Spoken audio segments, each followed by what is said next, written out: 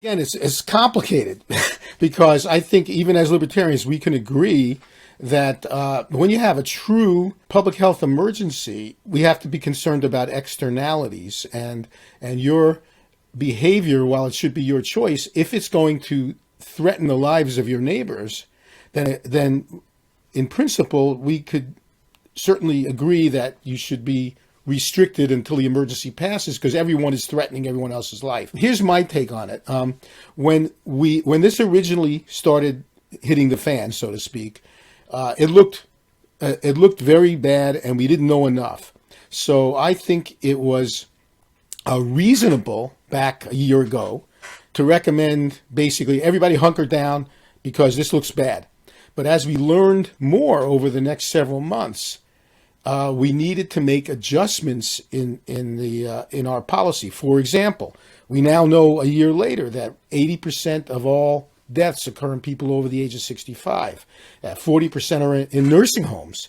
We were actually sending people back to nursing homes who presented to the emergency department and were diagnosed with COVID, where they could then share it with their fellow residents. Over 95% of people have pre-existing comorbidities. We also know that if you're a young person, like under 20, COVID is actually less dangerous than influenza. And if you're somewhere between 20 and 45, it's about the same as influenza. So we should have adjusted our recommendations as the information came in. But here's the problem. This is just the nature of the beast. When you have a governor put in place a mandate, now that sets a whole different set of incentives in place. It's what Frederick Bastiat talked about in the 1800s as that is what is seen and that is what is not seen. So, for example, if the governor decides, okay, let's let up on some of our restrictions, and then case numbers, not necessarily hospitalization numbers or death numbers, but case numbers start to go up, of course, it's natural for the press to focus on case numbers. So case numbers go up. This looks very bad for the politician politically.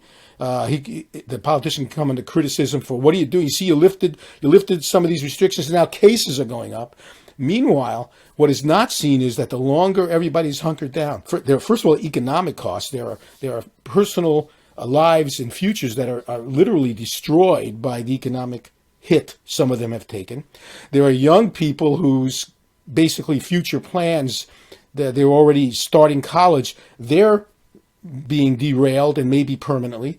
There are even younger people who are not getting in-person education and schooling, particularly inner city kids who don't have access to high-speed internet, who are actually regressing educationally, and this is going to horribly affect their future and widen the wealth disparity and all the other disparities.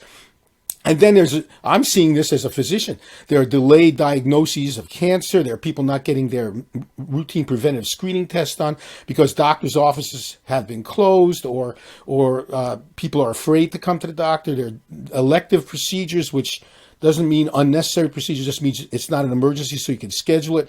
They're being delayed. People who have substance use disorder are being cut off from their rehabilitation programs. People in chronic pain can't get into their doctors because those offices are closed. All of these things are happening, but their ramifications are much more diffuse and delayed in their presentation. So that's what Bastiat would call the unseen. So what is seen is the case numbers go up. What is unseen is all the damage from the restrictions that if they remain in place.